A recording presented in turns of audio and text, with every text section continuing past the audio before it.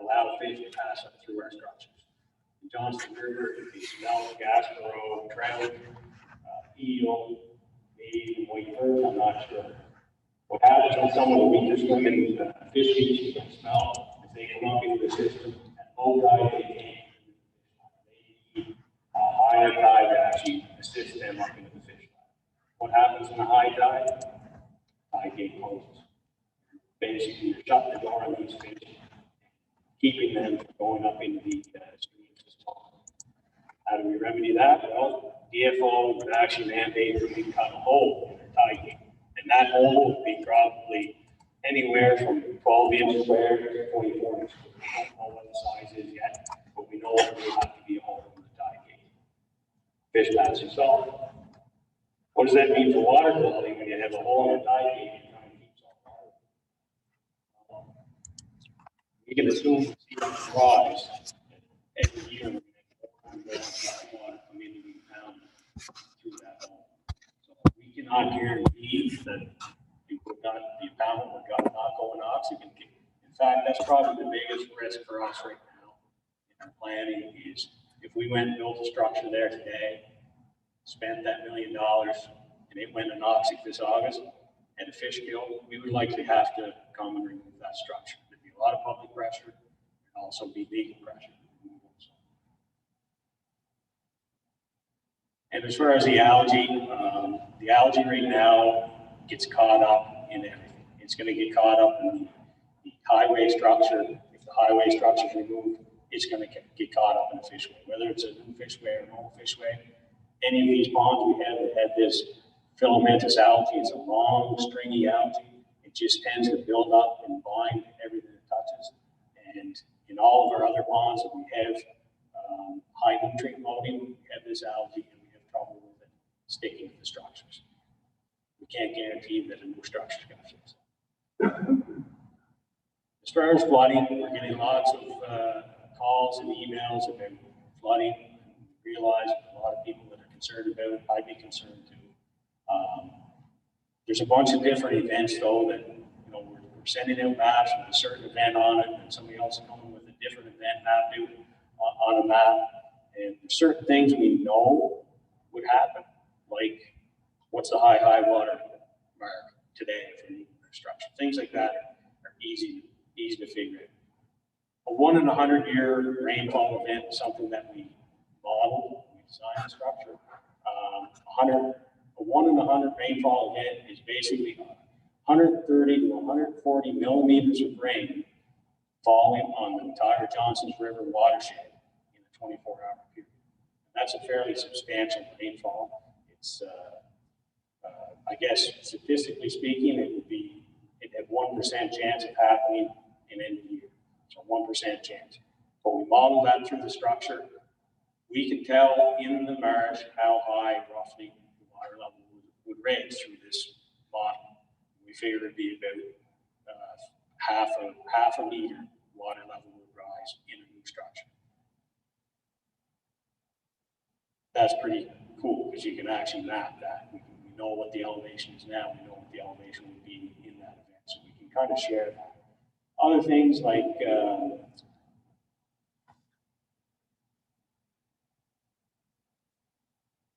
snowmelt. We had 18 feet of snow in 2015. How would that affect the marsh going through a new structure? Very difficult to say because that snow it melted over the course of a week and a half. We know based on the picture we have here how much it would come up on the landscape. But that's only what it came up when I was there taking a picture. So landowners that have seen the events, that have experienced the events, we want to reach out to them so that they can give us some feedback. We can work through this together, those types of events. We figure a snowfall event, if it happened in the same, or snow melt, similar to that in 2015, if it happened again with a new structure, it wouldn't be as impactful, but it would still flood minor portions of the field in the low-lying areas. Okay. Sea level rise, that's pretty easy for us to I wouldn't say guarantee, but we're pretty confident that we can actually protect the landscape and the homes from sea level rise because it's basically it's not a large amount of sea level rise, and we're pretty confident we build our dikes or our dam high enough to keep that out, as long as our tide gates are functioning properly. And then storm surges are just, they're a different animal altogether. We're no expert in storm surges, and that's why we have been sending out maps that show storm surge events. Don Jardine here tonight, and he's going to talk about some of these event systems. I will say though that we can only build our dam so high. So a new dam, we know based on access to the land around us, how high that land is, how high we can build our dam. If the storm surge is predicted to come in over that, it makes it unattainable. You just can't do it. Likewise, I'd like people to think about the dam that's there now. It probably doesn't hold back a storm surge that could happen today. So there might be a false sense of security there that our dam is protecting people today and their lands. I don't think it is. I may be correct, but the storm surge, the highest event, biggest event that ever happened in Charlottetown Harbor history was, I think, January 21st, 2000. And based on the elevation of it and the elevation of our dam, there's only about 2 centimeters of difference there, and that happened 21 years ago. So, anyway, that's about all I had on it. I know a lot of that was kind of speculative, a little bit of data, but anyway, people can make their own conclusions.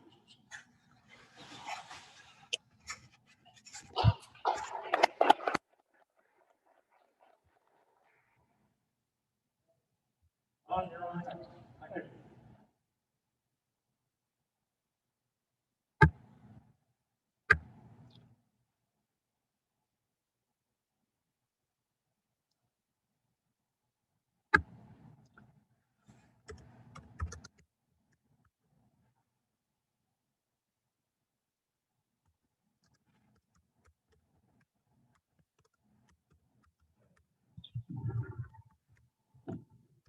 Good evening, everyone. Yeah, I'm with the Pine Flag UEI. We tried to get Dr. Fennick here, but he's kind of pinch hitting for him, I guess. So I'm going to just do a run through the talk here. I'm talking a little bit about coastal flooding.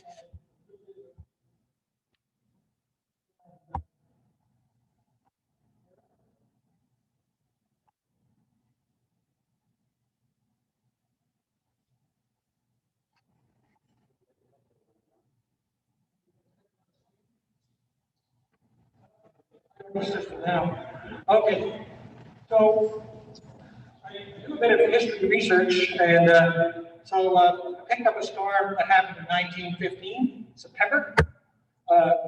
60 millimeters of rain, highest tide in many years. Johnston's River, royal damage were wiped out. Trees were going down. There's no time record from that storm, so what I'm trying to tell you is storms happened before, they're going to happen again, and they're going to continue. So the next slide talks about, Jonathan just mentioned it, the Great Atlantic Storm of January 21st, 2000. The highest water level ever recorded in Charlottetown happened on that day. And there was coastal flooding all around Hillsborough River, Charlottetown, Mount Stewart. People in Mount Stewart had to be rescued by the fire department on boats. There were ice blocks deposited on Egan Street near Emmett Sanderson's house. The snowplows had to come in and plow them off. And so ice rafting has to be considered in any, when you're talking about storm surges, especially in the wintertime. Ice can cause a lot of damage. And, you know, it's not as if it doesn't happen. The White Wand, there's a couple of shots there. You see the Maximville and West Point in 2004, February the 19th. Ice rafting crashed into cottages. It was over the height of some of the trees at West Point. And one that just happened a couple of years ago up in Gordon area, Bells Point. You can see there the ice was rafted up from Northumberland Strait, about 3 meters above the ground.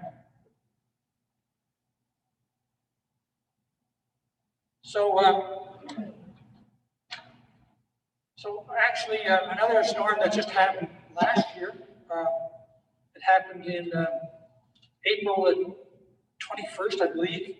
This is the Mount Stewart and the Confederation Trail there on the map on the right.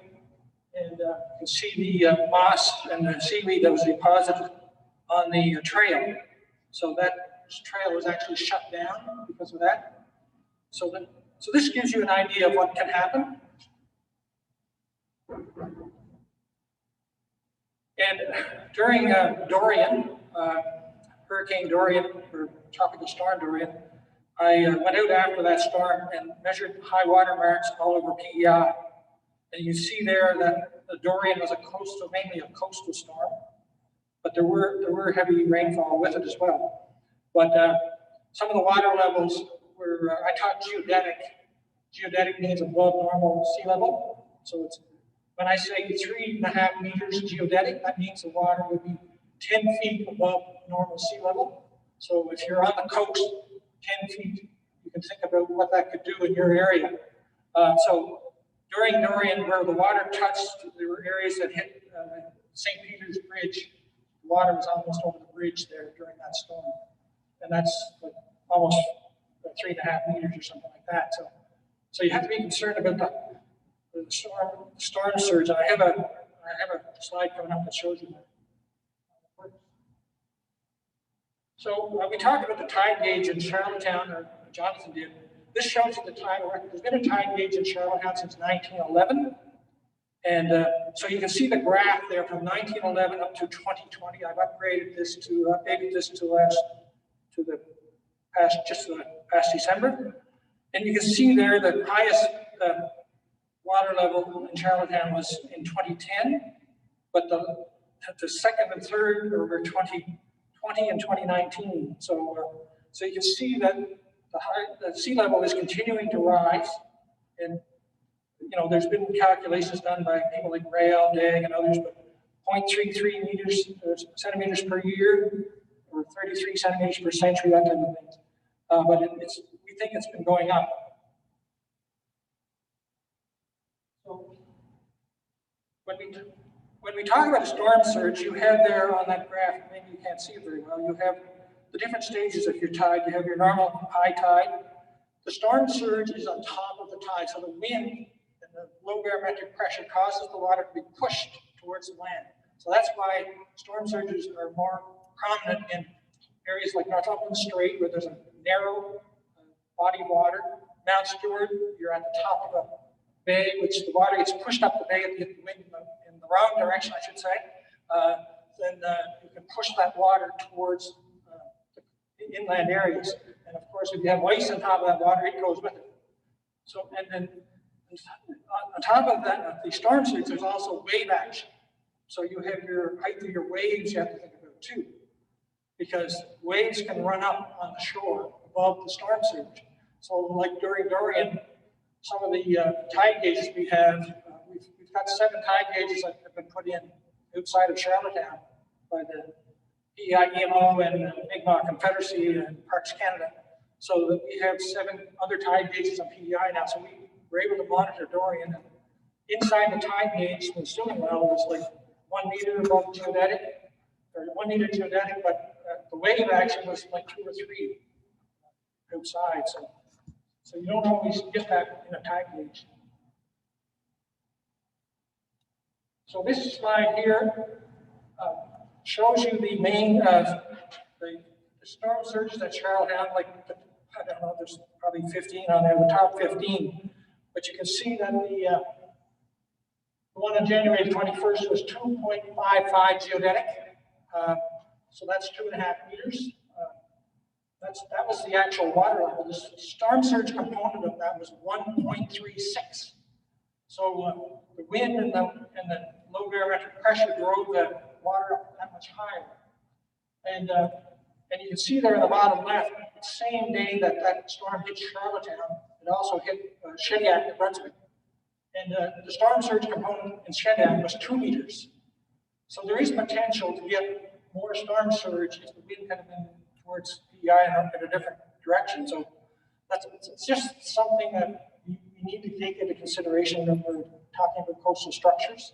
We have to be thinking about all the different potential components of what constitutes a high water event. So, I'm just about done. So this just shows you the same map that Johnston Limited have shown you. We have a model called Clyde at the Climate Lab. So this just shows you the area that would be flooded. It looks a little more dramatic, but it shows you the area that would be flooded during a 3-meter storm surge event. And 3 meters is not unrealistic. They had 2.55 during the Great Atlantic Storm in 2000. So we're adding a half a meter for sea level rise between now and 2070.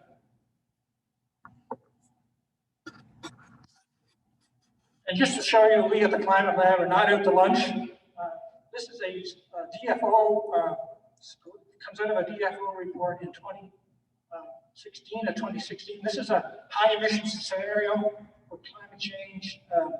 And they predicted here by 2070, you could see an increase in water level at 1.3 meters at Charlottetown. That's on a high emission scenario. So that's like the top event. What we showed earlier is a concern, but I think people need to realize that we're not always right. We're just doing projections. But some of the projections are showing higher than what we're talking about. And one other thing that we need to consider are rainfall events. I think Jonathan kind of mentioned it here, but in December of 2014, there was a major rainstorm up in the western part of the island. And that shows you the bridge at Foxley River, or not Foxley River, Huntley, the road between Huntley and, Alberton and Tignish. So you can see there what 180 millimeters of rain did that fell in 36 hours to that bridge. And you can see the watershed on the right. That's the drainage area that fed into that bridge. So we have to consider not only the coastal flooding from sea level rise and coastal storms, as Jonathan and Tommy have already mentioned, there's also a component of rainfall that happens and also snowmelt. So that's it for me.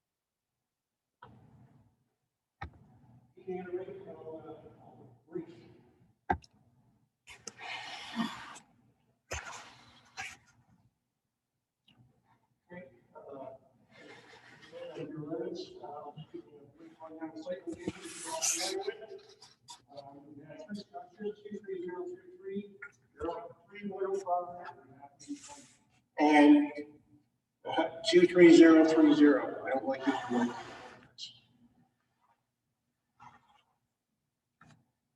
So we have our main structure, which is just upstream of the dam requesting fluid are looking to replace or remove.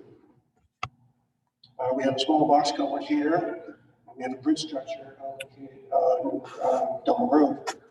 So this is the digital form. We have a picture that you can see in the back there showing the storm surge, predicted storm surge in 2070. So we have our first site here, which is Fulham's Marsh, or sorry, Johnston's River. It's a twin cell box structure, made of timber. I think it was constructed around 1957, but we don't really know. But almost 12-foot span, 2 boxes, 6 feet each. As a replacement structure, it would definitely require a bridge structure being just upstream of that dam. And we require a grade increase, given the projected tide range, tide level, sea level rise, et cetera, et cetera. In terms of the condition, we have a bridge condition index of BCI number 59, which is just under the fair condition state. So we'll probably look something like this. This is just a bridge downstream, Glenfinnan. You should all be familiar with this bridge. Replaced that in 2014, I believe. So in terms of Q3105, we have again a twin cell timber box. It's a little smaller structure. We don't go into construction. We don't have any record of that. It is a 2.65 meter span. So it's a little bit smaller, but it's not as deep as the other ones. It doesn't have much cover over top. This will probably require a culvert structure replacement. And as you can see, a grade increase. So it will probably look something like this. This is a twin cell concrete box culvert. A couple locations put up on Harper Road up west. Of course, the third site, Q3030, is the bridge on Donner Road. Can't see very well in the picture, but it's quite low. The underside of the bridge does come in very close to the water. It doesn't make contact.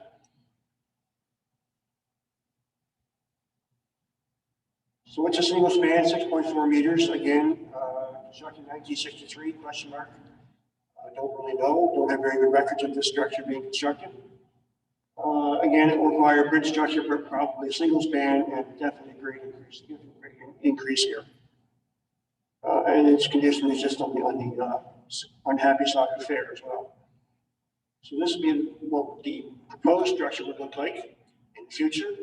It's a single span timber bridge. We put up numerous of these on several spots across the island. So in terms of timelines, we don't have anything planned for 2021. It really depends on Ducks Unlimited and what their timelines and plans are. But we'll do our best to work with Ducks Unlimited. It would be nice to be ahead of them just a little bit in terms of our infrastructure, but yet to be seen. It's a function of many things. One thing being money, the other thing being, what other priorities we have within the department that we have to get done or have emergencies. That's it for me. Okay, good.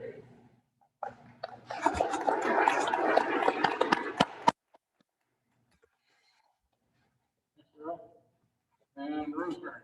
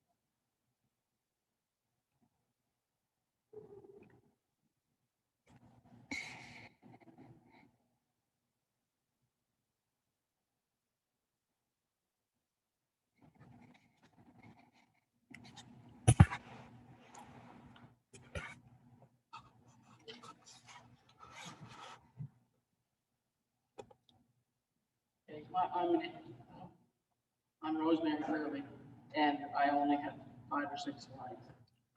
So I'm just, I brought this map up to Tom did. Somebody at Ducks Unlimited photographed it. It's on the front of your paper there. And I just wanted to talk a little bit about the history of the marsh. Not that I'm an expert on it, but it's probably been disturbed by people for 250 years. And I think it's quite probable that the French started digging and draining it back in the 1740s and 50s, maybe earlier. And then after the French were deported, the Scots were here in the 1770s, 1780s, and so on, and they took over a lot of the French lands, which, why wouldn't they? They could pasture their cattle.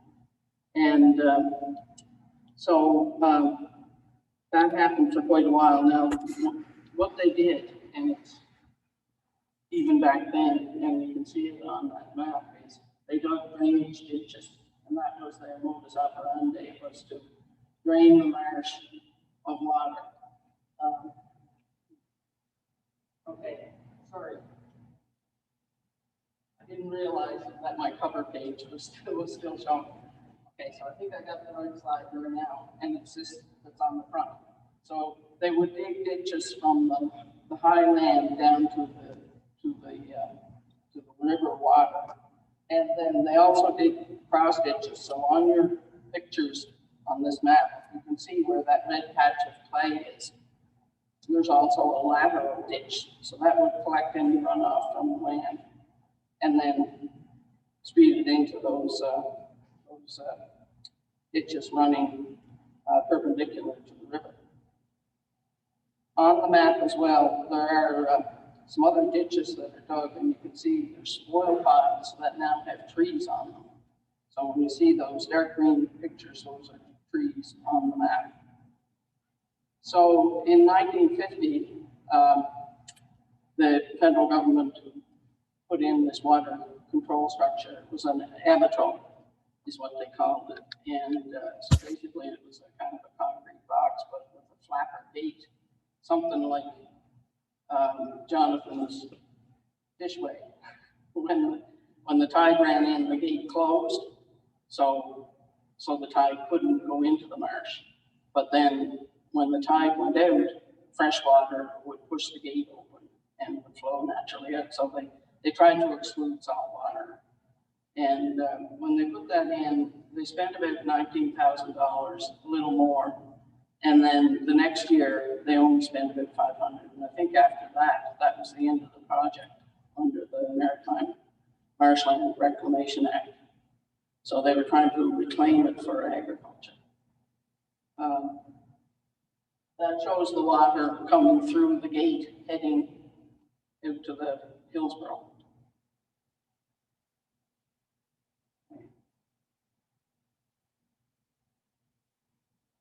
Now, I just wanted to say a little bit about the cattail, and the predominant one on PEI is the Typha latifolia, the broadleaf cattail. But there's also another one, which is the narrow-leaved cattail. Now, this cattail is thought to come from overseas, that it's not native to North America, but there's actually no proof. Where I've seen it is usually in coastal areas, in small ponds that may not even open to the sea, like on St. Peter's Island, there's a little pond there, it's full of this narrow-leaved cattail. There's one actually, I live in Stratford, and between me and the river, there's a little pond there in the test. These cattails hybridize. So when you see some of the big cattail in the marsh there, it might be a hybrid that they call Typha biglocca, or blue cattail. And that's probably one reason, could be one reason why the marsh is overgrown so much.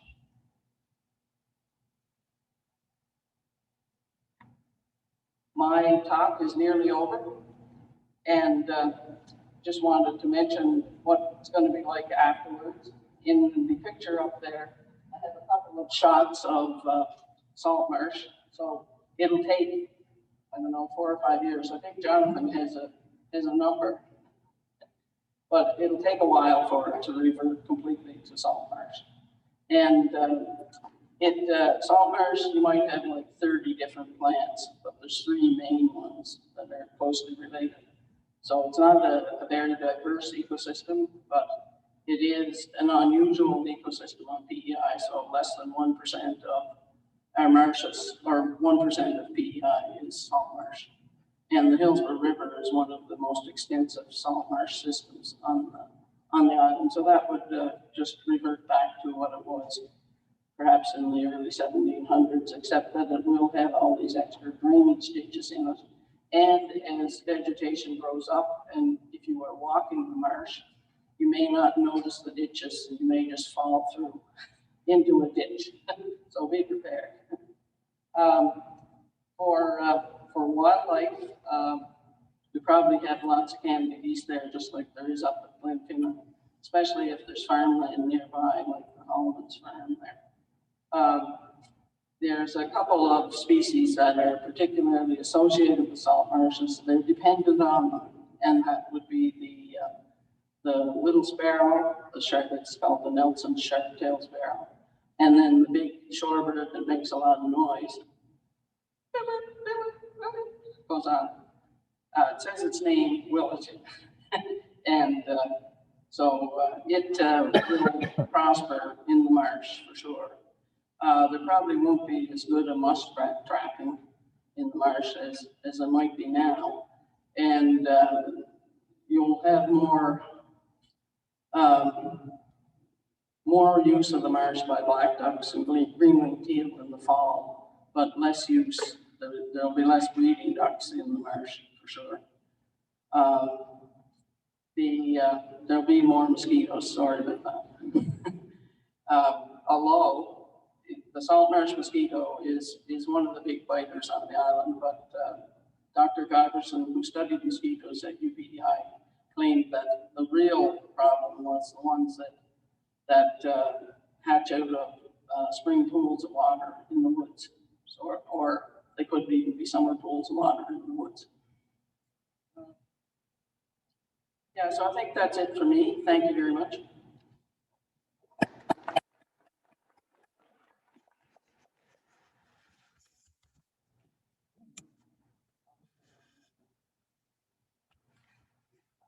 To tell you my chief message, and that is there's nothing wrong with reverting to something that's more natural.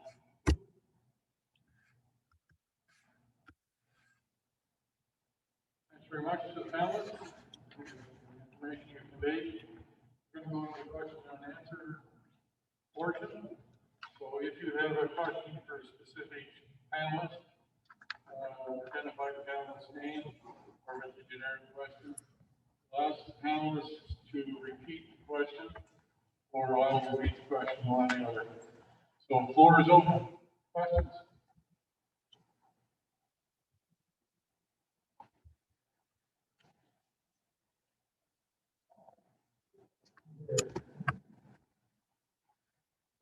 Basing everything on research, as far as I'm looking more, I guess, the topics, the services.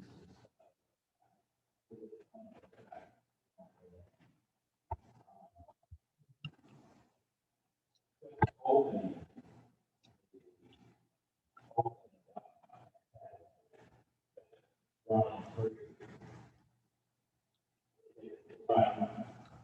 Understanding this diagram correctly, the blue would be, that's where your water level would be one shelf and another. The blue line on. Jonathan, do you want Are you looking at the back? Yeah. So the blue line on there now. So when you open it, you turn on.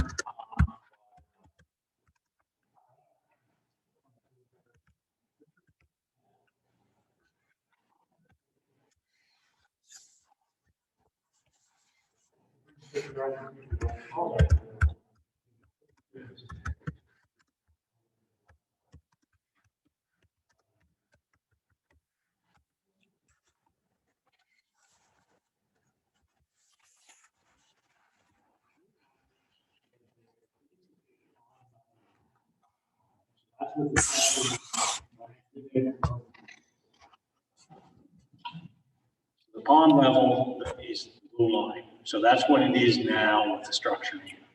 If we were to remove the structure, the tide, the high water, large tide event would come in 2020. So right now we'll say to the yellow line. Okay. So my worry is that puts my field underwater. And with it opening, with every having a storm surge, I'm afraid that my land, because it's really low, I'm afraid that it's going to be stopped there. So that's all happening. Yep, and actually, let's pull right in. Do you mind zooming right in?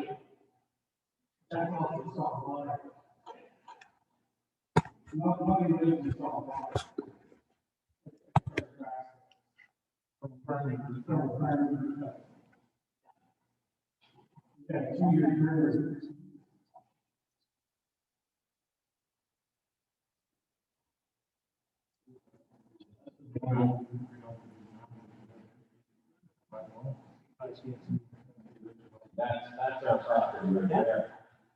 But that picture and what we got here is different. Two different things. Because the storm surge puts it up past my barn.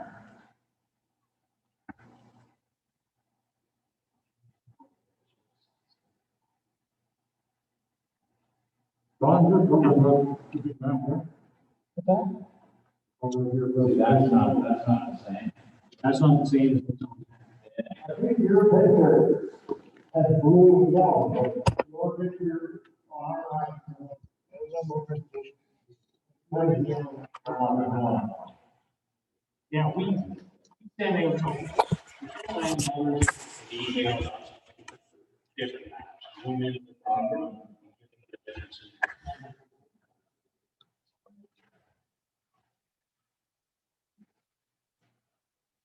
And we oblige by sending landowners what they want to see in the properties, all different scenarios.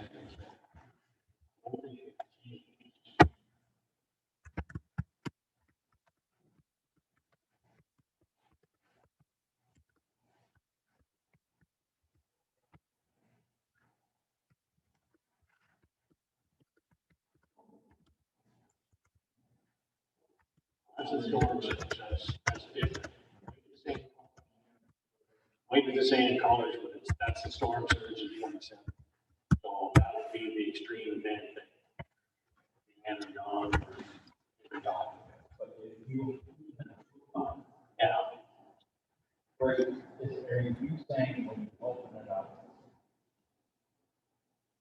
right now, no current current pond levels, and that one's the storm surge, which would happen in 26. It would happen for a short period of time, maybe when most storm surges happen, usually. Yeah, during the year, like it's usually in the fall till through the winter and the spring. Usually the time this one's occurred, January 21st, 2000 is the first one. And they usually only last for a few hours. There's another one in January the 20th, 1961 was the second highest. That was the Kennedy inaugural storm surge. So January and December are typically the months with the highest tides and the highest water. And usually if they're submerged in water for a few hours or, it doesn't kill the grass, won't even kill the trees. We get storm surges all on the island that last for several hours and they don't necessarily kill the trees. It's the events that happen over time, like your sea level rise, that approaches on your property, and every day, twice a day, that high tide floods your land. That's what's going to kill the grass. That's what's going to prevent you from farming. I guess I'm not understanding. How you got all hands? Yeah. Yellow. Will those hands that you're gonna, it's gonna be over those hands? Not immediately. Not. One thing, I mean, all the black. oh, you mean all the channels? All the channels. The channels. Will those channels be? It will fluctuate from day to day. They will fluctuate. In a high tide, water level will be higher than what the those mains are now. It's full. Yeah, correct. So if you look, if you're looking at the current level, so if you think if you're going to be bringing more tidal water in, you know, along the blue line there is gets pretty close to our field. So I'm thinking that with opening it up, it's going to be more saturated. Well, that's where it is now. It's saturated. Now, except it's vegetated. You walk through there, you're going to. But if you're bringing more water in, am I not understanding this correctly? If you bring more water in, it's not going to run. What Johnson pointed out is that the high tides that we're seeing in 2020 will be very, very similar to where that current pond is. The difference is, Don was talking about was the protected storm surges.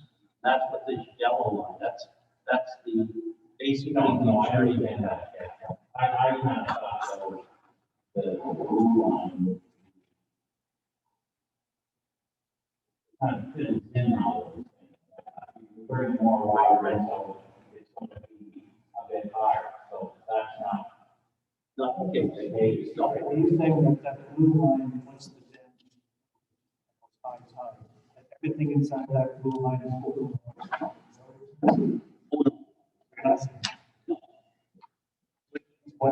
What you'll,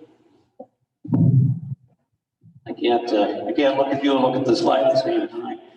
And Jonathan, you can jump in here at any time. If this is opened up, you're going to have tide coming up, and as in any salt marsh, will run along the channel.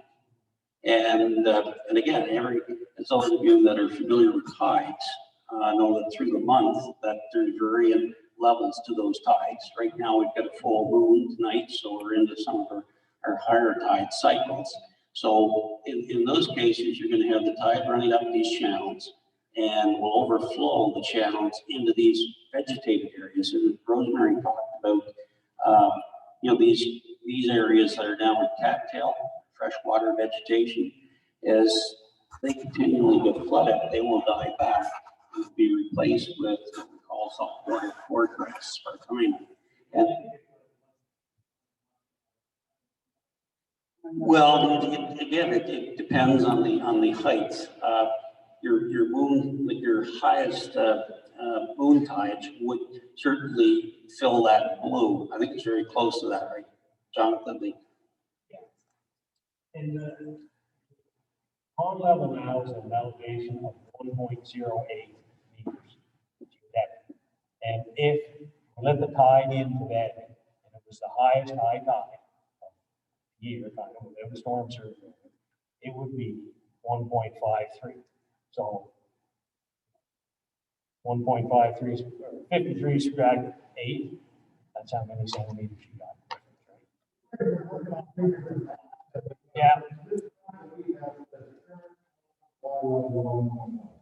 Yeah, and that's different than the map at the back. I think. So what we can,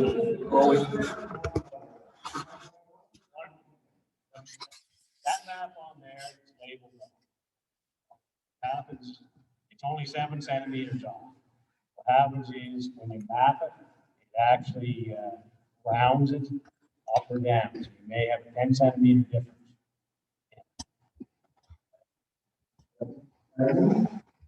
Okay. 1 point, what you say that's it? 1.4? Okay. So it rounded that 1.08 off to 1.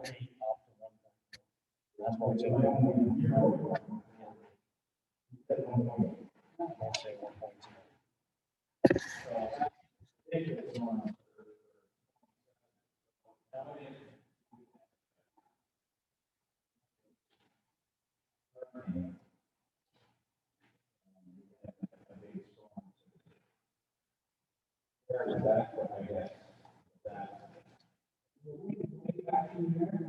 Yellow line. And we're talking not 2070, but 2 months time, let's say. It's hard, you can't predict the weather, but I'm worried that bottom line, if you open it, then we're getting into this problem, correct, for me. Is this scenario possible? Go ahead, take a PM on something. This scenario possible for 2023 is my property. That's my concern. Yeah, I think Jonathan mentioned earlier too, there's almost a false sense of security here. At this predicted level, the dam's not going to work. It's going to top the dam regardless. And so, while there might be a bit of a delay, the flooding would still occur. And potentially if it tops, is receiving back out, it may pull the dam out. So it's, as Don has pointed out, any of these structures in tidal areas, you've got to be planning for the long term.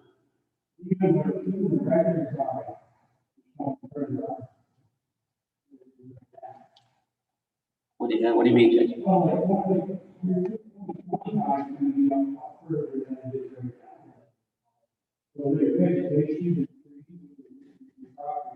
Oh, okay. There's some variation. I think. Can you show the? Yeah, it will. Yeah. I can't hear you.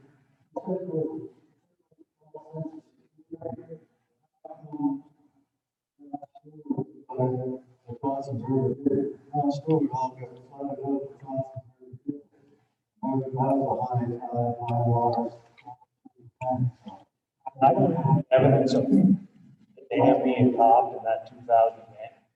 We assume that the wave action probably would have topped it, but I think the Donor Road and the structure there actually saved it because it's actually higher than our dam. 40 Augustus Road. And then 40 Augustus Road.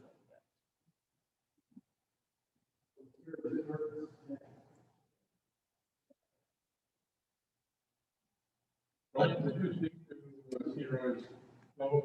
I've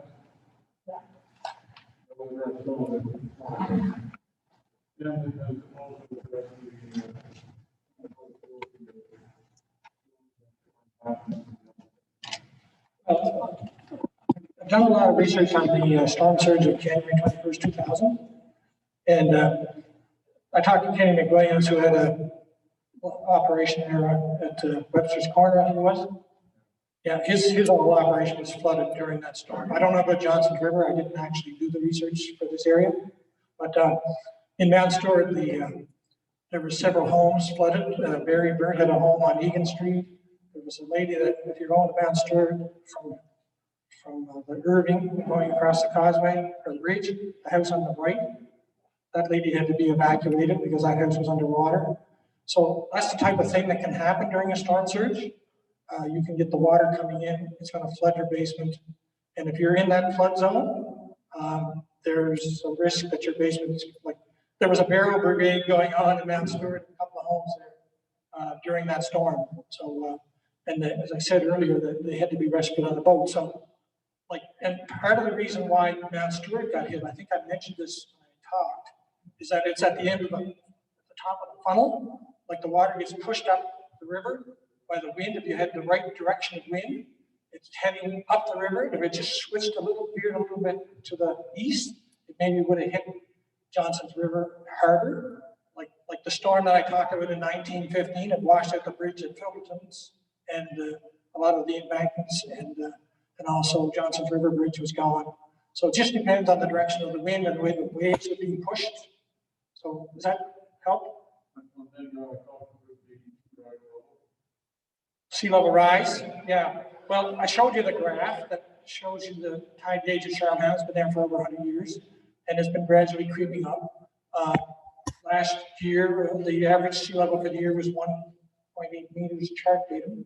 So I don't want to get into that, this chart datum versus geodetic, but it just shows that there's a gradual increase in the sea level.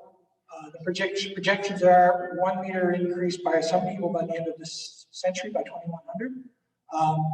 Like I showed in the DFO numbers, they actually are a little bit higher than that based on the high, they put these into a model and they use different emission scenarios. So like right now, we're not doing a lot to curb our emissions from fossil fuel burning. So as long as we continue to use fossil fuels at the rate we're using, it's probably going to continue on that sort of tangent. But with the COVID, for instance, it's reduced some of our fossil fuel consumption because we're not traveling as much, not as many jets in the air. So maybe some positive effects on climate change from COVID, when you think about it that way. But the general plan, or the general, all the states in the northeastern United States and all of Atlantic Canada using 1 meter sea level rise by the end of the century in all their planning.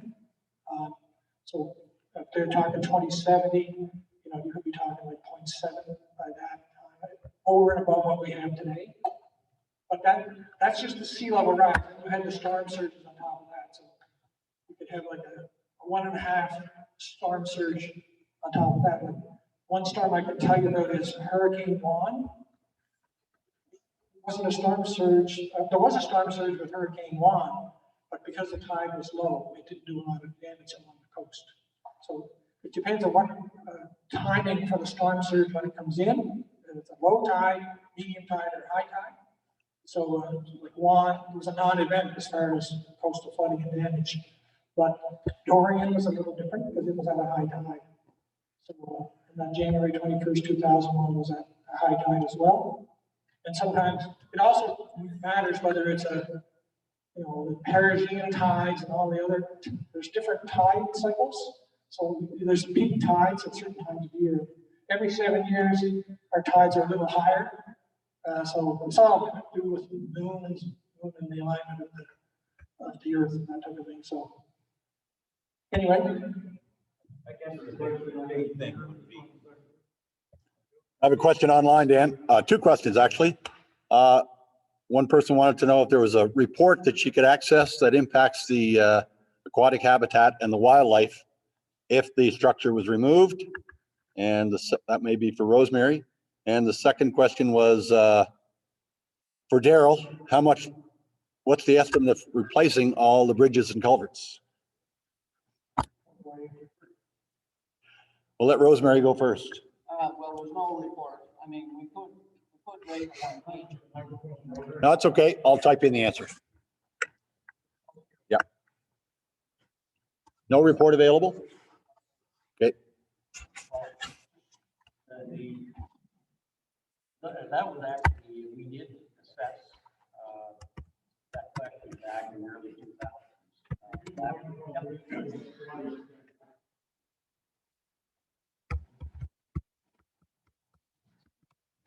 in 2000, 2005, there was a committee put together that involved government and other stakeholder groups, and it actually looked at the implications of removing the structure and breaching the dam. And with that process, there was, you know, we looked at the implications to wildlife, to fish, birds, that type of thing.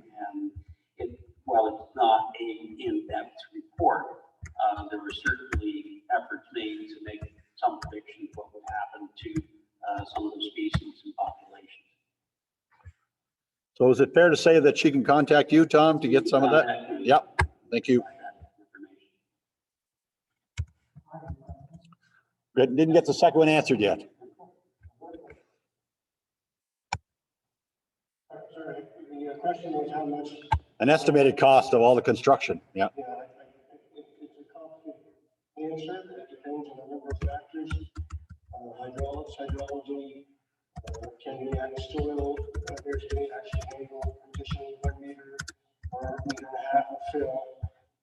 The land availability, I mean, call if we go up 1 meter, we take 4 meters of land, 2 meters on that side, so that does that. You know, structures themselves, just 3, 2, 2.5 million. But there's a whole lot more investment. Thank you.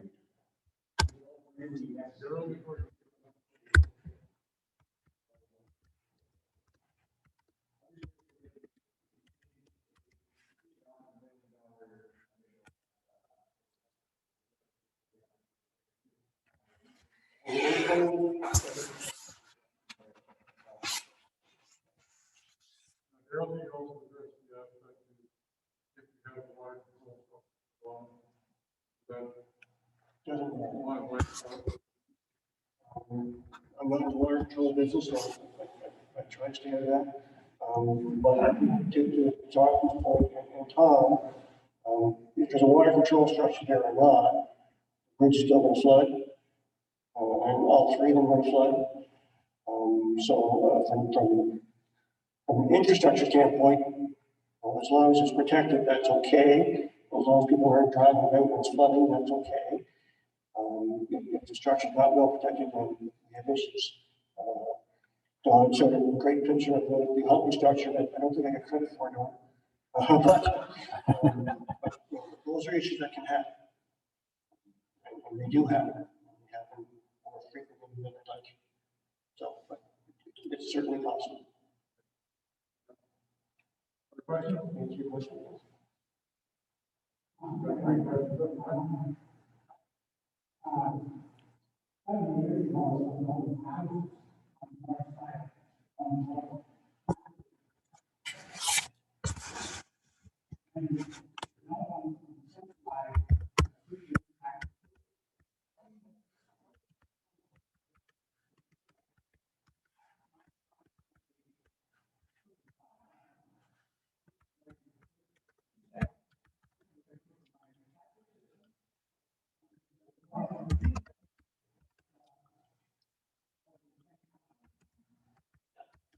Brian, this is something that we've identified early on, and that's why I mentioned in my presentation that we want to have this discussion and get it out there so that we can try to work through some of these issues. I mean, the crux of the issue for us, Ducks Unlimited, is that we don't see a path forward where we can actually rebuild that project. And that, you know, I listed that we have to have we have to do all the regulatory aspects. We have to be able to manage that marsh so that it does not go toxic. And we have no confidence that we can do that. That's partly due to sea level rise and more salt getting into it. And it has already shown over the past 50 years that it is a very, very difficult marsh to manage. And all those issues, none of them are going away. They're only going to get larger and manifest itself in more issues within the marsh. So it's, you know, we're not doing this to irritate people. We are trying to identify that, you know, in these coastal areas, things are changing, and the way they were for the past 50 years may not be the way they're going to be for the next 50 years. You know, currently this year, with Ducks Unlimited, we've got 4 projects that we actually on the coast, one here in PEI and the others in Nova Scotia and New Brunswick, that we return to tidal systems. And we got 1 actually underway, so there'll be 5 of them that will complete this year. And there's going to be more that we're going to have to deal with because, as Don pointed out, these are very real issues on the coast, and we can't build a wall big enough that's going to hold the sea back. And while we still have time, again, these predictions are 2070 tidal surge. They're the ultimate and in the highest water that we're going to get. There's still time to start to put plans in place to help protect properties. Now, I know your properties along there are at risk, and that's why we want to have these discussions. We're not showing up with an excavator and pulling up the dam and walking away. We're trying to be responsible, and we want to have that discussion with you. Everybody along the road, like we would have issues. Down here we have an issue. So in order to, and God knows how many other people, if it affects them that way, then what would be in place? Like you're talking about $12 million. But then, in order to prevent stuff from happening on my property, her property, where would coming in from that, and is that even, that might not even be an issue, right? Like, I mean, that might not even be, like, you know what? If we do that, it's just going to be too much money because it's going to affect too many people. Yeah, no, those are all good questions, and I think what and again, next steps in this is, we would like to sit with individual, property owners and actually go through the specific issues. We as a charitable organization, we can't provide, you know, the fixes for the properties, but we do have very strong, relationship and partnership with the province. And, I know the MLA, Sydney, is here tonight. And we can help facilitate discussions and again, I can't promise anything. Certainly, I don't think Sydney can do that tonight, but we certainly want to have that dialogue and see. And Jonathan pointed out, you know, we've got very detailed maps, and we can get a pretty good sense of where water lines are going to be, and we'll try to work through those particular points.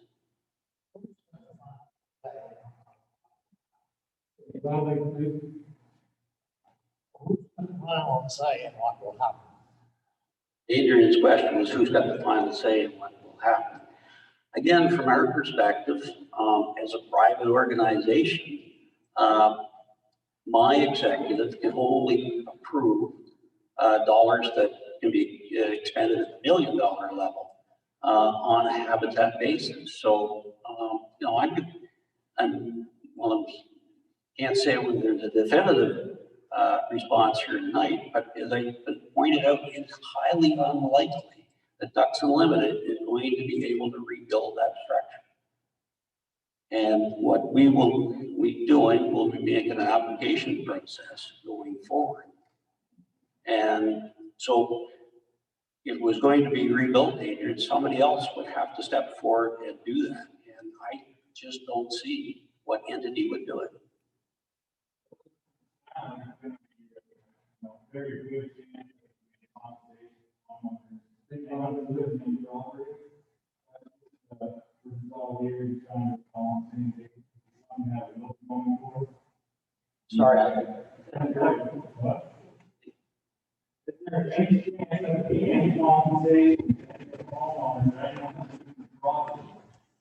Obviously, the homeowners, where the water may or may not end up. Obviously, there's a lot of variables in that. So we can't say there's that way. And I'm saying, but you can get a little bit. Maybe someone may be, you know, a little bit sensitive, go ahead and say, okay, go ahead and do this. There's no benefit of that. So, one of the things in terms of compensation is like a straightforward answer. Yeah, well, I can give you a straightforward answer. As a charitable organization, we can't provide compensation. We've got no means to do that. But as I've indicated to Scott and Maureen over here, is that we can help facilitate discussions with the province. And as far as I understand, it's usually government is this whole entity that can provide compensation. Because I don't understand it, like, I own 60 acres, and part of it is salt water. My land is restricted to high tide water. My 16 acres becomes probably 4, maybe 2. So the question is, who's going to compensate me if I lost 14 acres? Well, you'd have property very similar to me. I own property on the salt marsh.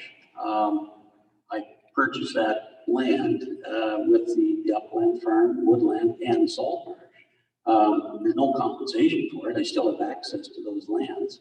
I still get to enjoy them. I'm not one land. But how are you getting there now? Well, there's ways there. I don't know. No, It's still part of my property. sure.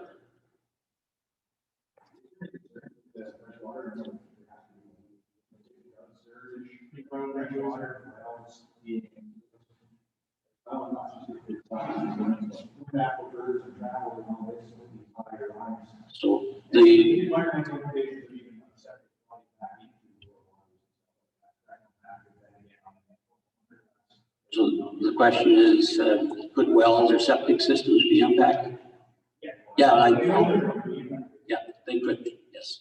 And again, is that, then environmental cleanup required, because let's say one septic is what? One septic, not responsible for environmental cleanup as well. Well, it normally would be the landowner, yeah.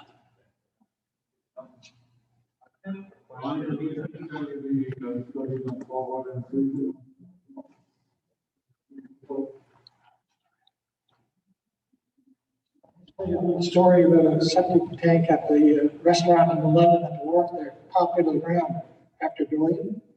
And of course, it's all their responsibility. They had to bring a contractor in and deal with it. So it's a landowner, I think. But saltwater intrusion with sea level rise, there's actually been a couple of studies done. This master's student that was at St. FX, Brian Hansen, he's actually from Albert, his father was a doctor. But he did a study at Summerside and Lennox Island. And there is a chance, of course, migrating a higher sea level will force the water further inland. And so if your land gets flooded, let's say your well, like a good example is Cedar Dunes. It got flooded during the rain. So all that water is sitting on top of the ground. So I'm sure that there's probably some seawater down in the aquifer there because it's going to penetrate down to the ground. So that's how you would find it. And studies that they did back a couple of years ago on Lennox Island and Summerside, not a big factor. It's not a huge factor. And it's like on a storm surge, like the storm surge only lasts usually about 8 to 10 hours. So it's not going to do a major damage to the aquifer. But over time, as sea level gradually creeps up, it's going to, the zone of diffusion we call under the ground, is going to gradually creep inland. It will affect people that have high capacity wells near the shore, like fish plants. They'll be sucking salt water after a while if they suck too much. Because if they dry water on fresh water table below sea level, of course, salt water is going to run in. What's that? Wave action? Okay, what was the question about?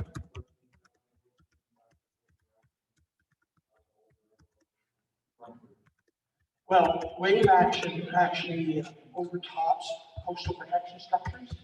So let's say you've got a coastal structure that's designed for like a 1 meter sea level rise, but during a storm surge at a high sea level, you could have a water event that's 3 meters or almost 3 meters with the wave action top above sea level, so it's going to overtop. So I'll give you an example at Crowbush Cove Golf Course. They developed a coastal structure, but it's been overtopped. It's undermined from behind after a while, and they gradually will break it down. So that's the type of thing that will happen. Wave action, because the waves are on top of the storm surge, and you can get waves of 2 meters that hit the shore, and then they run up and do damage from behind. So that's a real factor, and it's happened a lot. At St. Peter's Causeway, it's happened a lot. Dorian, there's a lot of damage on the Causeway. Wow. Yep. So this is, we're talking in back. Is it any different? Well, you wouldn't get near the wave action up in the marshland area. Like you'll just get the high water. So it's more like you get in a stilling well at a wharf. You get a 1 meter rise in water level. Like I saw one up Dorian at the down at the bridge there. I was up there with the watershed group, and they had a lot of dams in that part of their estuary, where they had water had flooded in over the marsh and brought in lobster, oyster traps, and oyster floats and stuff like that. A lot of debris and seaweed brought in. So you might get some of that. You wouldn't get a lot of wave action up there. One thing I want to say to Daryl, I think the Department of Transportation is doing a pretty good job of designing bridges these days. If you go look at any of the bridges they built recently, they're built up in the air. They have to build them up because they're compensating for sea level rise. So that's the type of thing that everybody's going to have to do. They're going to have to think about what you're building along the shore. If Adam Penny could be here, he would say, don't build so damn close to the shore. You know, but think about what structure you're putting on and make sure it's going to be in a place where it's not going to get flooded. You have to think about what the water levels are. I know it doesn't help with existing structures, but it's something that we're going to have to think about that because it's a big problem. The shallower you go, the more after and you have a 60-foot well that goes down right now, 200-foot well. There's been a lot of studies done on that. That's partially true. Like, I know there was a study. I used to work with well drillers, and they actually when you drill down, they use some conductivity and measure the salinity as you're drilling down. So always when you're drilling, you'll hit a fresh water. So when you drill a very shallow well, let's say you 10 feet below the surface, and if your well's 30 feet deep, then you're probably going to be all right. But sometimes you get another zone down below where maybe the rock underneath is fractured that has more connection to the aquifer. So you could get, and I've seen it, you get wedges of salt underneath the fresh. So you have to be careful when you're drilling a well. Like, stay shallow, especially if you're right near the coast. But like the old hand dug wells were pretty good because they were like 3 feet around. And you could suck a lot of water out of them and you wouldn't want to blow the water table. If you start sucking that water level below sea level, like the fish plants do sometimes, then you can switch over from fresh to salt.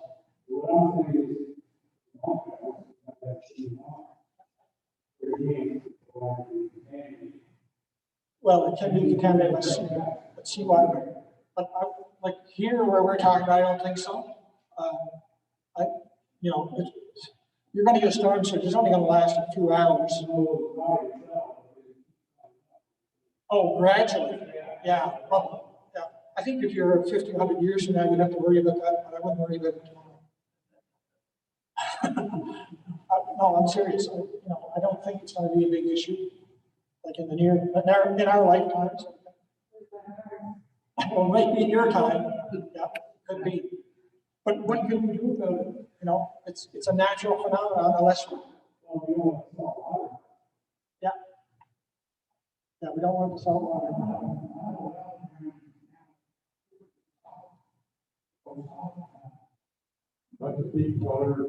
I didn't hear what you said.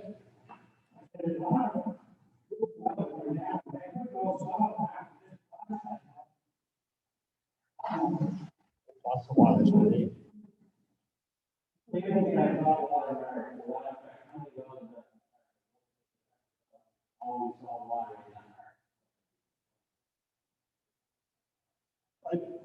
I can't answer that question. I can't answer that question for tonight, but I wouldn't think there would be a lot of impact, but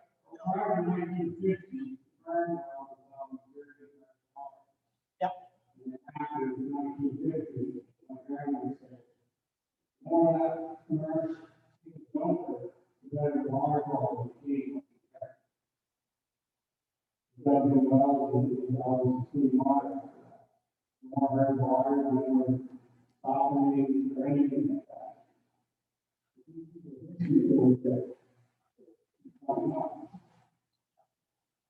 One of the things that's really important in this review process, done observations for that.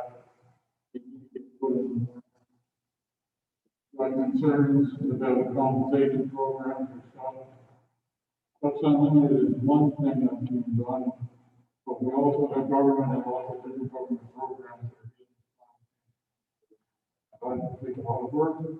But if you don't identify those concerns, get the foot on the table, nothing's going to happen.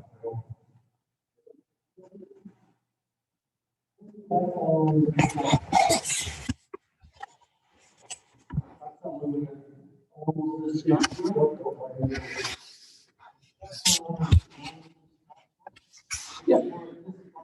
The cement structure with the fishway, and infrastructure there below the Fort Augustus Road is what we manage. The dam, as I mentioned earlier, the dam itself was built by the federal government and transferred to the province in 1966. So Ducks Unlimited does not own the dam, we own the structure.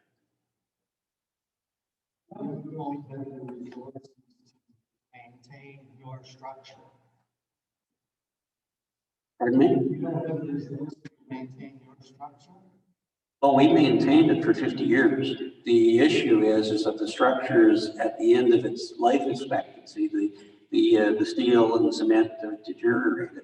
And so, as I explained in my presentation, that when we did our evaluation on whether we thought we could rebuild that structure and manage this marsh for the next 50 years, as I said, we don't see a pathway to doing that. There are just too many unknowns and barriers and obstacles to getting that to getting to that stage.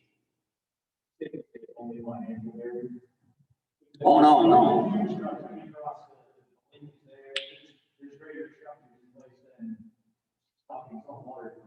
So the question was it just a financial issue? And I would say the financial piece of this is probably the easiest to resolve. It's how do you keep that marsh from going anoxic when you're introducing more salt to provide fish passage, which is mandatory.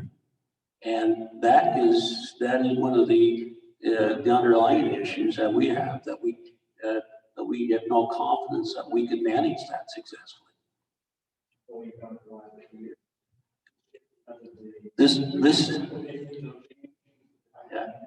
This is not the first meeting that we've had on Johnston River. It has been ongoing for about 30 years. And we have had, I've had members from this community come to my office requesting that we take it out. We've had all kinds of requests to remove it over those years. As I say, it's very split. And as Dan indicated, we do want to hear your comments in our questionnaires. And I can tell you right now that our questionnaires that we have in hand, it's very split, again, in numbers for and against. Why are you doing it now? It's old stuff. Wouldn't it make more sense to do it later on your time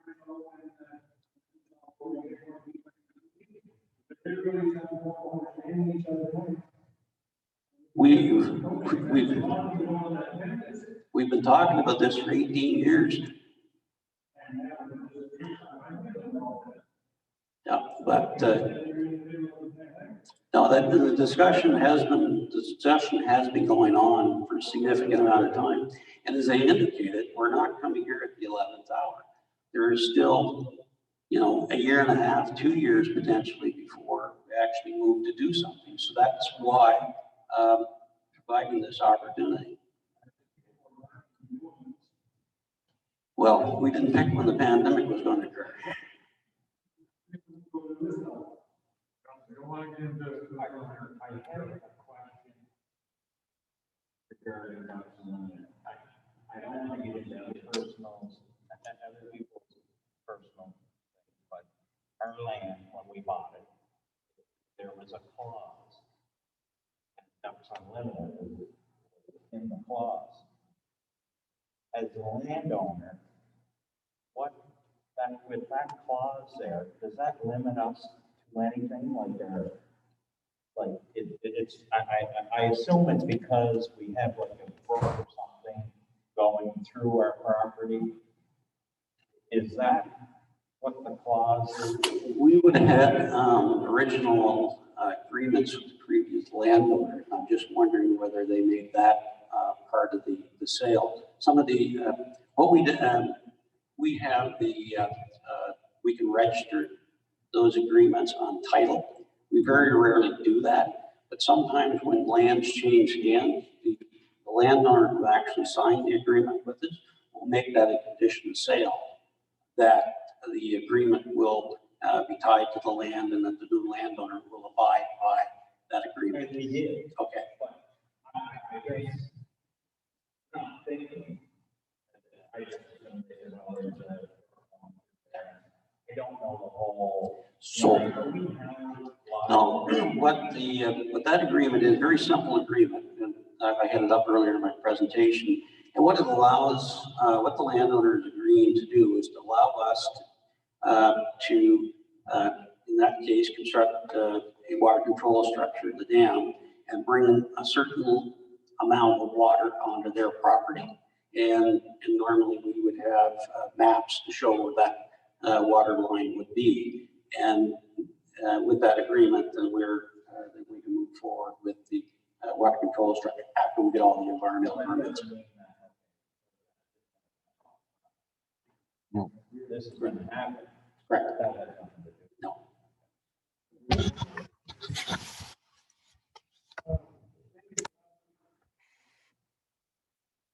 I think we're looking at this based on, we're looking at the door of this area of all the property and where the business going through the comment. I think we need to do something that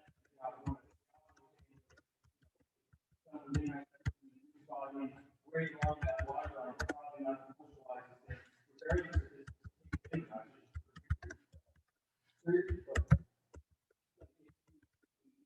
We know the baseline assumption that will always, if this is replaced, it's going to hold water back there, so it's going to now. Any sense of taking will flood homes or landing on that, I think it can't be possible. That's not like a baseline assumption that. Yeah, I think the by four, and there's additional lands that farmlands and other fields that we have issues with, and that's where a starting point is like to sit with those individual homeowners and start to talk through some of this, because it's no reasonable person wants to suggest that be pulled out and everybody can walk away and those homeowners are left with the issue. If it comes to a funding thing, I mean, obviously that's a limit to work with the federal work with regional government to replace it. I hope it's not a simply, I hope it's not a funding issue. I mean, like, if it's a fact home, it has to be done. So, can you speak to more of you say you got a questionnaire, say people are saying they want to pull out or over the last 18 years, people want to pull out. Other than, anaerobic events, but what is the, you say your ability to manage the marsh, like, I'm more worried about the homes than the ability to manage the marsh. So is that, are we talking about justification over, okay, if we take it in, we might have to displace 4 people or like look the government to compensate 4 people, or is it no, we need to replace the dam and then look at other ways to mitigate anaerobic conditions? Right. I mean, that's you're getting right into the guts of the issue. Yeah. And as I said, for the from our perspective, it's not so much a financial issue, but it is a management issue, and that is a real challenge for us. I think, and again, I think this meeting has been good because we can meet some of the homeowners here, and we can start to do some of those follow-up discussions directly with them. And again, as I indicated, that's beyond any work on private land would be beyond our ability to deliver. But as you said, there's likely programs out there that could help and deal with that. So, like, we're trying funding to replace the dam. We've got to replace the dam in 50 more years. What can be done then to help manage the marshland in the best way possible? If we go with the assumption that it's being replaced, what can then be done to help manage the marshland so that your goal is got some really great? Yeah, I think Jonathan pointed out some of the issues there is how we keep it from going anaerobic when we know we're going to be introducing more salt. And that's to comply with the Fisheries Act, where we have to provide fish passage. And that remains a significant concern for us, is that we're not very confident that we can keep that system from not going anaerobic. And so that is one of the big issues. But again, I think this is good to keep this discussion going.